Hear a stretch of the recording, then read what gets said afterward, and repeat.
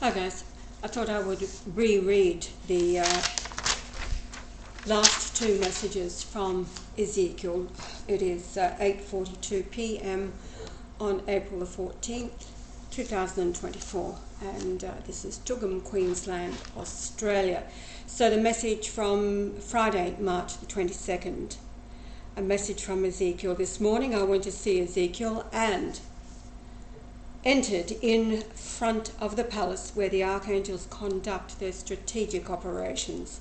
I received a short message. He said to remind everyone to not get caught in the storm in the coming days and times as more plays out. The storm will build up, but we are to stay in the eye of the storm. The earth is changing. Those who hold the frequencies of the true earth are helping to dissolve the old system. Nothing can stop the process. More and more are awakening to their true nature. Ezekiel then led me to the font of water on the other side of the palace, where the image of a storm appeared on the water's surface. Then golden sparks appeared within the storm and glowed brightly. They are the 144,000 assisting the shift in consciousness. Create from your soul and stay connected to the Father. Connect to the Mother also. Stay in peace, love, joy, and laughter. So that was Friday the 22nd, and then 1 week later on Good Friday, the 29th of March. This morning at 7:20 Toowoomba time, I was summoned by Ezekiel to the kingdom. I was taken to the area of the palace where the archangels watch over the earth and coordinate their strategies. I was actually allowed to stand next to them, looking at the geography of the world. Through telepathy, I was told that in the coming weeks, much would happen. The coming solar eclipse will be used for negative reasons. I think we can all agree with that, all the hoo-ha, the hype and negativity that was out there in internet land, but also for positive purposes by those who hold the codes as the 144,000. I was shown that the Red Sea will be a very crucial element, and it continues. It is heightening as of just hours ago. So there will be, or rather soon, there will be a large battle taking place there. The Red Sea is not only important regarding its resources and location, but is important to Israel and its allies for reasons from ancient times relating to energy and control. This will cause disruption across the world with shipping lanes. Europe will experience what we call black swan events and civil war type battles, but not in every country. Markets will crash and food will be the only commodity of value. The UK will be least targeted as it is a protected land. During this time, a mass awakening and awareness will unfold regarding governments and their authorities, as well as those known as royal families. It is what must happen. Chaos will occur as the old system plays out its last days.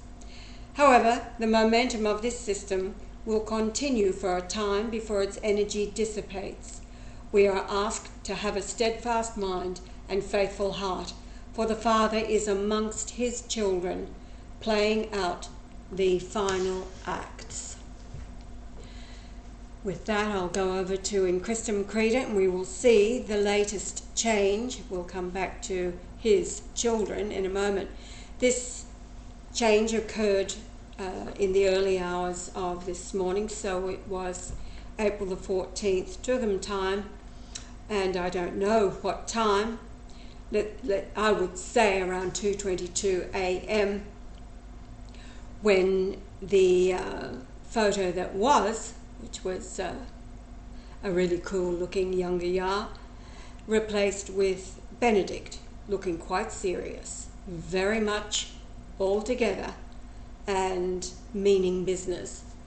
Now, speaking of Yah's children, Gabriel from Uganda is looking after orphans in Uganda. These are street children. Gabriel has committed his private life. He is a student himself. Committed his private life along with his mother and others to look after all of these children. You can see how wonderfully dressed they are. That came from materials that he was able to buy, I think in about July last year, and then a local village seamstress took it upon herself to make these beautiful outfits for the children. And Yar, here we go, in November 2023, you can see Yahweh-Marshall donated €200. This was 26 days after I made my first donation to him, after Yah spoke to me, 200. So that was earlier in November of 2023.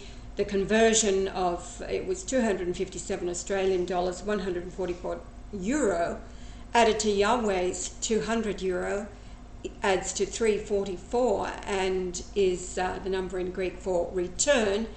And we are told that Yah's return is on track, as he is like the conductor of an orchestra, steering the orchestra to play their final notes. So we're in the final acts of Yah's Shakespearean play, for indeed the whole world is a stage, as Yah says.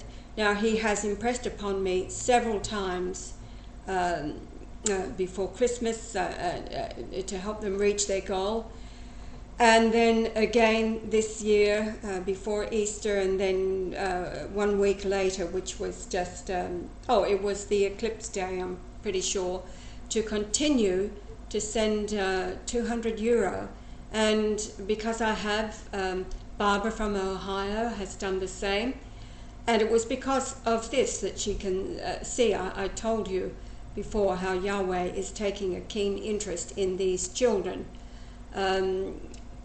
You know what it is that Yahweh and I accomplished in Papua New Guinea and then Fiji.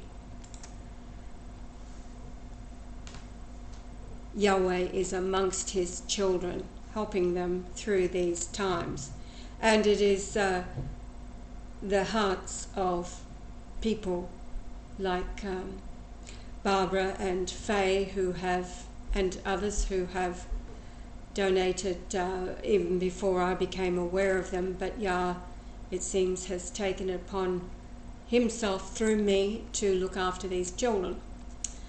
So here they are, and it's mattresses this time. They have, I read a breakdown of what it costs to look after the children. Each of these mattresses cost €40. So they've been able to buy 10 mattresses, which means that now, because of the 10 they already have, more than half of the children have mattresses to sleep on. It costs €15 a day to feed them all, and then it is something like €50 per child every 3 months for schooling. So Gabriel has, he's a God-fearing, Jesus-loving young man who's taken it upon himself to care for these. Otherwise, these children would be on the street and they would be starving, if not dead already. So let's listen to what it is they have to say once again. Thank you very much. Today is the 13th of April. Recently, we have been receiving a couple of donations that have been able to make us purchase some mattresses. And this money has been coming through GoFundMe. We are very grateful for that support. Through GoFundMe, we have been able to collect some money from different people, and I would love to take this opportunity to thank them for supporting us, especially Madame Ashera, Ash, Martha. We are very grateful, and I would love these children to say thank you. Mukube Mungalo, thank you very much. We love you, sister. We love you, sister. Ash. May God bless you. May God bless you. Amen.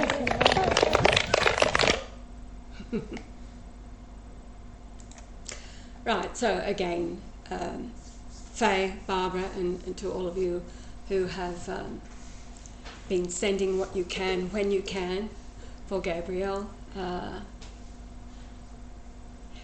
bless you. So yes, the change over at in Christum Credunt once more. I see each change as really significant, the timing of it, and also throughout the solar eclipse last week.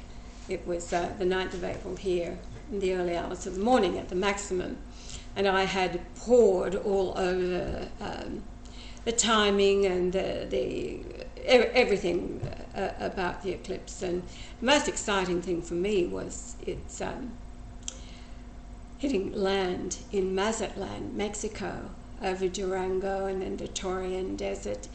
And when I was on Google Earth taking a really good look at the desert areas, it reminded me of some of the photos of he and Benedict together in Mexico. One of the last places that Benedict had been to was Mexico, and of course Yah had been there throughout his story, and a lot of his stories come from his experience in Mexico and chasing an eclipse that ended up being clouded over in Belize at the time. All kinds of interesting experiences that he had. So in my imagining where Yah might be, I thought, wow, he could actually be on the ground there amongst the crowd in Mexico watching the totality of the eclipse. And yes, a lot of propaganda was being spewed out there to gravitate fear, etc. The Nineveh locations and how they were spouting on about Nineveh. Well, you had to be in the band of totality to qualify for going through. Well, there were two Ninevehs, which are practically one underneath the other, so that means that they're in a very similar longitude at that point. There were only two. The others were well outside of the band of totality, so that was in, it wasn't rocket science figuring that out.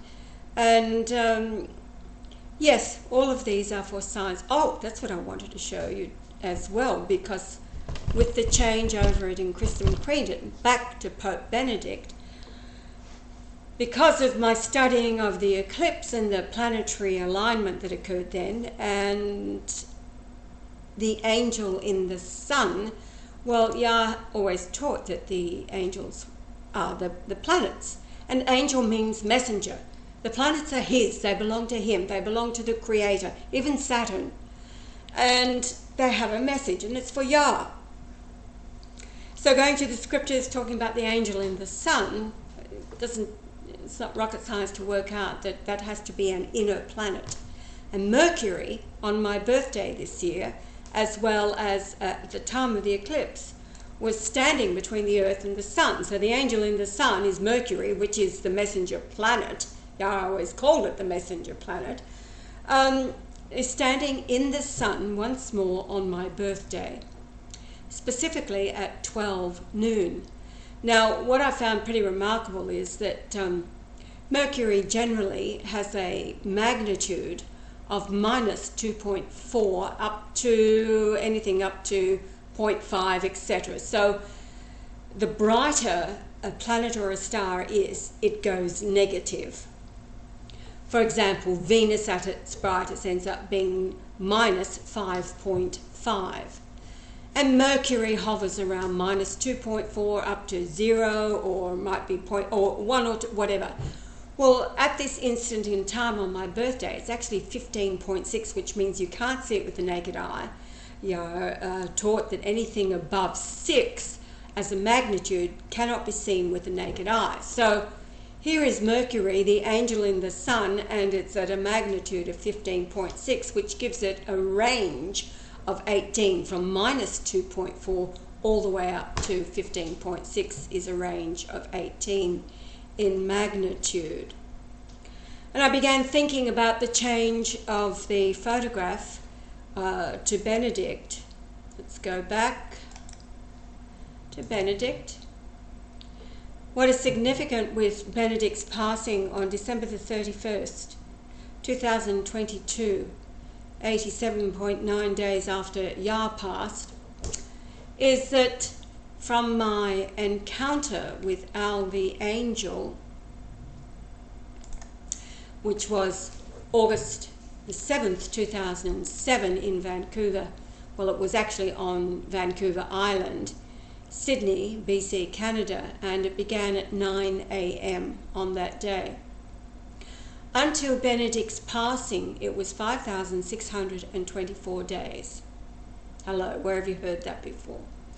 Well, it is the totality of the word count in the Greek New Testament. So I did not think that that was coincidence at all. What it did mean is that, of course, Benedict and I had a remarkable connection, and we did, at the time that we were communicating. So on my birthday, with Mercury being this really 15.6 magnitude and the angel in the sun at 12 noon, the altitude of Mercury is 56.24 degrees in the sky at high noon. Hello. So then I measured the distance in time from my interview with Al the angel until my 68th birthday this year, where Mercury is 56.24 degrees high in the sky at high noon, Tugum time. You remember that Pope Benedict was the subject of Revelation chapter 17 verses 10 and 11. Let's go and read them. Now Yah went through this thoroughly with Benedict, explaining to him who he is. Revelation 17:10, and there are 7 kings, 5 are fallen and 1 is, and the other is not yet come, and when he cometh he must continue a short space. Well, that was Pope Benedict, and these are kings, meaning leaders of the Roman Catholic Church. It's all to do with the Vatican. It's got nothing to do with European or English royalty at all whatsoever. Revelation 17:11, and the beast that was and is not, even he is the 8th, and is of the 7th, and goeth into perdition. Now, perdition means loss. That's what it means. And that's what happened to Pope Benedict. You're familiar now because of the reading of his Omega Testament. And Yah told him, "You are the 8th. I do not accept your resignation. As the Pope, you cannot resign. You are still the Pope." And of course that became more common knowledge throughout the time that Benedict had gone into loss, and now you're all familiar with the reasons why. He was always the 8th because he is the 7th, and Yah did not accept his resignation. So now let's take a look at the timing between my birthday, when Mercury, the messenger planet, at 12 noon is 56.24 degrees in the sky, as the angel standing in the sun. That's the position on the solar scope. You'll be pretty amazed, or perhaps not, and adding in the time zone conversion, the day was August the 7th, 2007 at 9 a.m. Vancouver, British Columbia time. That's taken into consideration. You can see down the bottom there that it was Brisbane time, 2 a.m. on August the 8th, so 8/8/2007. The end date being my birthday at 12 noon is 17 years, 11 days and 10 hours.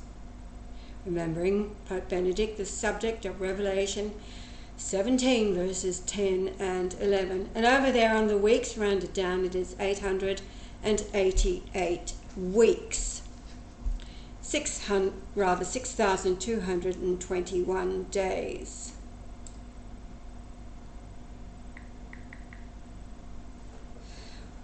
Which is in the Hebrew Concordance made of God. It's a name, SCL, Israelite, but it means made of God. So, in my world, these are the things that give me great joy. And I have, these last couple of weeks, I have refurbished our original chessboard that Yara and I made for ourselves as number one. We made a total of 5, including this one. The other 4, Andrew from Lubbock, Texas, purchased from us, each one a different theme. They are part of history, and they are with Andrew now. But let's take a look at what was until I refurbished our chessboard. I will not play with another until Yara is sitting opposite me to play once more. I'll put this on pause and come back with the photos. Okay, so this is the original, or the beginning of the original chessboard that Yara and I made for ourselves. So this is in the raw. It was 9mm MDF raw board, and then Yara cut pine lengths into the frame, and then there's 64 cubes of solid pine that Yara cut, and then I decorated. So let's move on. This was the plan. And so you can see there that I have painted the baseboard and the frame rails and the cubes themselves. I wanted them removable so they could be turned upside down, all kinds of things. So moving right along, this is now finished. You can see I've antiqued the actual baseboard, and I always use metallics, finishing with lots of gold from the beginning, edged with gold. Close up, Yara's carpentry and my creative decoration. It was all my idea when I encouraged him for us both to make a chessboard. It was all my plan, all my idea. That's the finished product. And there it is, all set up. We were experimenting that day. We had blocks underneath so that, the pieces, the cubes were elevated. Steps and stairs, like the pyramid, if you like. So this is what I decided to refurbish the last 2 weeks. Now, this is the underside of the baseboard. It was just left raw before. I did not touch it in any way. It was just raw MDF. And I thought this would be a good place to start the refurbishment of our chessboard. Andrew, again, has the other 4 in Lubbock, Texas, signed. And each one of them has a brass plaque. This is now the upside of the chessboard.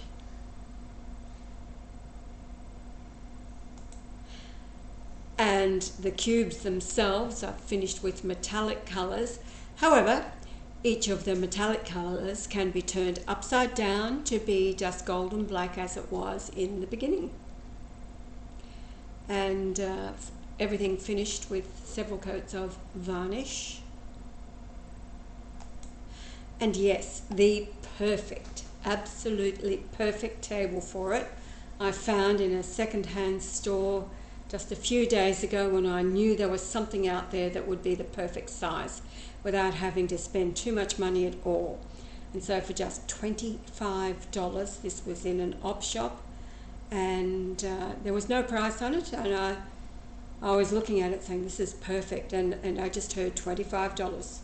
I went to the counter, and the man there said to the woman behind the counter, well, how much for the cane table? And she thought for 10 seconds and then said $25, at which I said, sold.